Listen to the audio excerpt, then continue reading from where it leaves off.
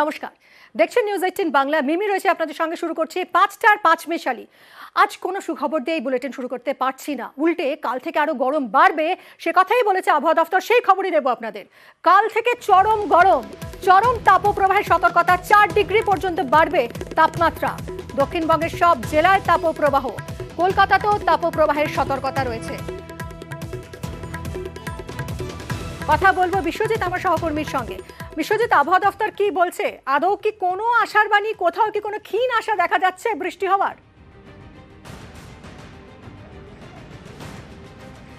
না, আজ এবং আগামীকাল অর্থাৎ এই যে পর্বটা, অর্থাৎ আজকেও যারা দেখেছেন যে আংশিক মেঘলা আকাশ এবং কোথাও কোথাও তাপমাত্রা কিছুটা কম, তা দেখে যদি কারো একটু আশার আলো জাগে তাহলে সেটা কিন্তু ঠিক নয়। কারণ আগামীকাল থেকে এই তাপমাত্রা আরও বাড়বে। 2 থেকে 4 ডিগ্রি সেলসিয়াস তাপমাত্রা বেড়ে যাবে এবং পশ্চিমের জেলাগুলিতে কার্যত বেশিরভাগ জেলাতেই তাপপ্রবাহর পরিস্থিতি থাকবে। তাপপ্রবাহ চলবে দক্ষিণবঙ্গের। বৃহস্পতিবার থেকে প্রায় সব জেলাতেই তাপপ্রবাহের সতর্কবার্তা থাকছে এবং সব থেকে যে চরম তাপপ্রবাহ বা তীব্র তাপপ্রবাহ থাকবে পূর্ব মেদিনীপুর, পশ্চিম বর্ধমান, বাঁকুড়া, বীরভূম সহ পশ্চিমের বেশ কয়েকটি জেলাতে। দক্ষিণ 24 পরগনার কিছু এলাকাতেও সিভিয়ার হিটওয়েভ বা তীব্র তাপপ্রবাহের সতর্কবার্তা দিচ্ছে আলিপুর আবহাওয়া দপ্তর। এবং কলকাতা সহ বাকি সব জেলা, দক্ষিণবঙ্গের যে কটি জেলা রয়েছে সব জেলাতেই তাপপ্রবাহ থাকবে। তবে শুধু দক্ষিণবঙ্গ নয়, উত্তরবঙ্গে যারা এতদিন বৃষ্টি পেয়েছেন সেই উত্তরবঙ্গের নিচের দিকের জেলা মালদা এবং উত্তর ও দক্ষিণ দিনাজপুর, এই 3 জেলাতেও তাপপ্রবাহ থাকবে। এবং শুক্রবার, বৃহস্পতি শুক্রবার এই তাপপ্রবাহ উত্তর দিনাজপুর, দক্ষিণ দিনাজপুর এবং মালদাতে থাকবে। তেমনি তাপমাত্রা বাড়বে দার্জিলিং, কালিম্পং সহ সব জায়গাতেই তাপমাত্রা বেশ কিছুটা বাড়তে পারে। আগামী 2 থেকে 3 দিনে অন্তত 1 থেকে 3 ডিগ্রি সেলসিয়াস তাপমাত্রা বাড়বে এবং তার সঙ্গে দার্জিলিং, কালিম্পং এ ছিটেফোঁটা হালকা বৃষ্টি এবং সেই বৃষ্টির সম্ভাবনা আসবে। এবং সবথেকে মজার বিষয় দেখুন, এর আগে শুধুমাত্র বর্ষাকালেই লাল সতর্কতা, হলুদ সতর্কতা, কমলা সতর্কতা জারি হতো, আর এখন দেখুন গরম বোঝাতেও তাপপ্রবাহের কতটা তীব্র হবে সেটা বোঝাতেও এই বিভিন্ন রঙের সতর্কতা জারি করছে, সতর্ক বানিয়ে দিচ্ছে আলিপুর আবহাওয়া দফতর। কি বলেছেন আবহাওয়াবিদ শুনবো। তাপপ্রবাহের যে পরিস্থিতি চলছে দক্ষিণবঙ্গে, খুব একটা কিছু উল্লেখযোগ্য পরিবর্তন থাকবে না আগামী এক সপ্তাহে। পশ্চিম মেদিনীপুর, পশ্চিম বর্ধমান, বাঁকুড়া এই জেলাগুলোতেও 24 তারিখ তীব্র তাপপ্রবাহের সতর্কতা থাকছে। 25 তারিখে আরেকটু তীব্র তাপপ্রবাহের স্প্রেডটা বাড়বে দক্ষিণবঙ্গের জেলাগুলিতে। বীরভূম, ঝাড়গ্রাম, পূর্ব বর্ধমান, উত্তর 24 পরগনা, হুগলি এই জেলাগুলোতেও 2-1 জায়গায় তাপপ্রবাহ থেকে তীব্র তাপপ্রবাহের সতর্কতা থাকবে। তো আগামীকাল থেকে এই মেঘলা ওয়েদার যেটা রয়েছে এটা কেটে গেলে তাপমাত্রা কলকাতার জন্য বাড়বে। পরবর্তী কয়েকদিনে বেড়ে 40-41 ডিগ্রির কাছাকাছি পৌঁছে যাবে।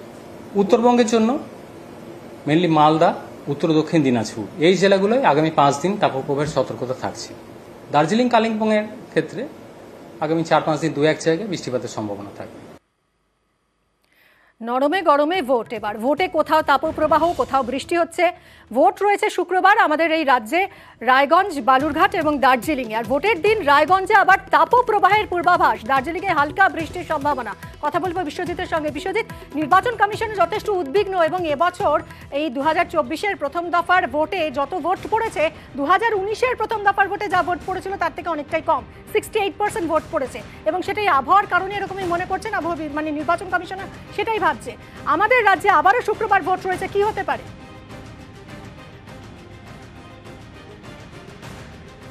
দেখো, শুক্রবার যে কয়েকটি জায়গায় নির্বাচন হচ্ছে তার মধ্যে দক্ষিণ দিনাজপুর, উত্তর দিনাজপুর এই 2 জেলা পড়ছে।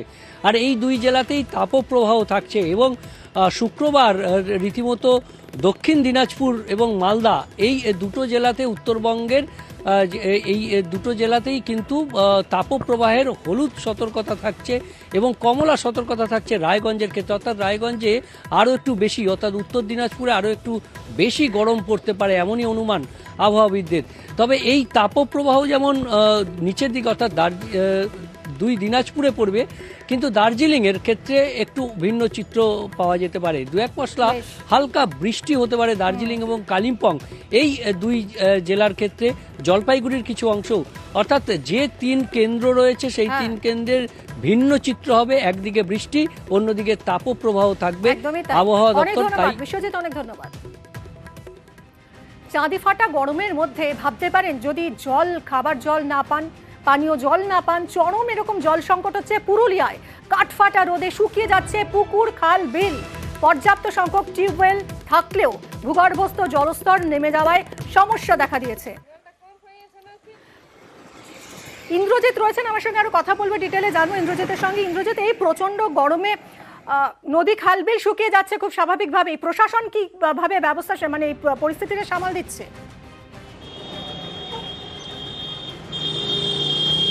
দেখো মিমি, এই যে ছবিটি বর্তমানে যে ছবিটা ধরা পড়ছে, প্রায় প্রতি বছরই ঠিক একই রকম তীব্র গরমের সময় পানীয় জলের সংকট দেখা দেয়, বিশেষ করে গ্রামগুলিতে। তার মূল কারণ হচ্ছে যে জলাশয়গুলো থাকে, ছোট বড় জলাশয়, নদী প্রায় শুকিয়ে কাঠ হয়ে গেছে। ফলে স্বাভাবিকভাবেই জল সংকট দেখা দিয়েছে জেলার সর্বত্র, এবং বিশেষ করে নদী সংলগ্ন যে গ্রামগুলো রয়েছে, যারা নদীর জলের উপর নির্ভরশীল, তাদের দেখা যাচ্ছে কংসাবতী নদীতেও জল নেই। ফলে স্বাভাবিকভাবেই গ্রামে জলের সমস্যা হয়েছে। প্রশাসন প্রচুর টিউবওয়েলের ব্যবস্থা করেছে, কিন্তু জলস্তর নেমে যাওয়ার কারণে সেখান থেকেও জল পাওয়া যাচ্ছে না।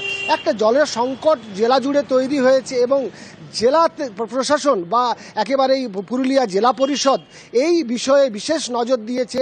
প্রতিটি ব্লক থেকে জানিয়ে দেওয়া হয়েছে যাতে জলসংকটের খবর এলেই দ্রুত পানীয় জলের ব্যবস্থা করা হয়। যে টিউবওয়েলগুলো নষ্ট হয়ে গেছে সেগুলো যাতে সারানো হয়, এবং এর সাথেও যাতে এই জলসংকট প্রতি বছর যেভাবে হয় সেটার একটা স্থায়ী সমাধান কিভাবে হয় সেই বিষয়েও নজর রাখছে প্রশাসন বা পুরুলিয়া জেলা পরিষদ। থাকবে অবশ্যই যাতে পরিস্থিতি দ্রুত সামলে নেওয়া যায়, আমরা সেদিকেই নজর রাখবো। জলের বহুত গোলমাল আছে, ঢেকি কলগুলো বন্ধ হয়ে গেছে, জল পাচ্ছেন না? না, নদীতে একটু একটু হচ্ছে, তো ওটা তো সেই কোনো কাজের হচ্ছে নাই না। গরু বাছুরকে জল দিতে পারা যাচ্ছে নাই। বৈশাখ মাস থেকে আমাদের এখানে জনাইলে জিততে পারছি না জলের জন্য, সবজি মরে যাচ্ছে, দেখছেন বহুত কষ্ট। পুরুলিয়া তো একটা খরা প্রবণ এলাকা বটেই। আমরা এটার জন্য আগে থেকে প্রস্তুত ছিলাম। আমরা প্রতিটা ব্লকেই বলে দেওয়াও আছে, একটা নির্দেশ দেওয়া আছে যেন কোনো গ্রামে যদি জলের সংকট হয় সেখানে কি করে আমরা জরুরি অবস্থাতে জল দেওয়া যেতে পারে তার ব্যবস্থা অবশ্যই বিডিও সাহেবরা করবেন। তাছাড়া যদি কোথাও নলকূপ বা পিএইচি থেকে যেসব জলের ব্যবস্থা করা আছে সেগুলো যদি কোথাও খারাপ অবস্থায় আছে সেগুলো সারানোর ব্যবস্থার জন্য আমরা বলে রেখেছি। তীব্র গরমে প্রবল জলকষ্ট ঘাটালেও তৃণমূল কাউন্সিলরকে ঘিরে ধরে বাসিন্দারা তারা ক্ষোভে ফেটে পড়েছেন। ঘাটাল পুরসভার 17 নম্বর ওয়ার্ডের কুমোরপাড়ার ঘটনা। এখানে ঠিক কি হয়েছে, কি অভিযোগ, আরো বিস্তারিত জানবো। আমার সঙ্গে রয়েছেন আমাদের প্রতিনিধি সুকান্ত। সুকান্ত, একটু যদি বলো ঠিক কি সমস্যার মধ্যে পড়েছেন ঘাটালবাসী? দেখো, একদিকে হাঁসফাঁস গরম আর তার উপরে পানীয় জলের সংকট, দুয়ে মিলে চরম সমস্যায় পড়েছেন ঘাটাল পৌরসভার 17 নম্বর ওয়ার্ডের কুমোরপাড়া এলাকার বাসিন্দারা। তাদের দাবি, দীর্ঘ 20 দিন ধরে এলাকায় পানীয় জলের সংকট। তারা জানাচ্ছেন যে কিছুদিন আগে পর্যন্ত জলের সচ্ছলতা ছিল, অর্থাৎ সারাদিনে 3 বার জল টাইমেই তারা পেতেন, কিন্তু প্রায় 20 দিন হয়ে গেল সেখানে জলের দেখা যাচ্ছে 1 বার করে জল দেওয়া হচ্ছে, এবং সেই জল পর্যাপ্ত নয়, যার ফলেই পানীয় জলের সমস্যায় পড়েছেন, এবং তাই তারা কাউন্সিলরকে ঘিরে ক্ষোভ দেখিয়েছেন। অবশ্য কাউন্সিলরও সেই কথা স্বীকার করে নিয়েছেন যে পানীয় জলের সংকট রয়েছে, এবং দ্রুত এই পানীয় জলের সমস্যা মেটানোর আশ্বাস দিয়েছেন এলাকার বাসীদেরকে। কিন্তু এলাকার বাসিন্দাদের দাবি যে দ্রুত 1-2 দিনের মধ্যে পানীয় জলের সংকট যদি মেটানো না সম্ভব হয় তাহলে তারা বৃহত্তর আন্দোলন নামবেন বলে হুঁশিয়ারি দিয়েছেন এলাকার মানুষ। কাউন্সিলর ঠিক কি আশ্বাস দিয়েছেন? কুমারপাড়ায় জল পাইনি, এটা ঘটনাটা সত্য। বিষয়টা লক্ষ্য করার সঙ্গে সঙ্গে আমরা কন্ট্রাক্টরকে ডেকেছিলাম, এবং দুটো পাড়ার অধিবাসীদেরকে নিয়ে আমরা বসেছিলাম। বসে আমাদের সমস্যাটা মিটে গেছে, এবং কন্ট্রাক্টর এসেছিল, এসে তিনি দায়িত্ব নিয়েছেন 2-1 দিনের মধ্যেই সমস্যাটা সমাধান করে দেবেন, দুটো পাড়ায় জল স্বচ্ছভাবে পাবে।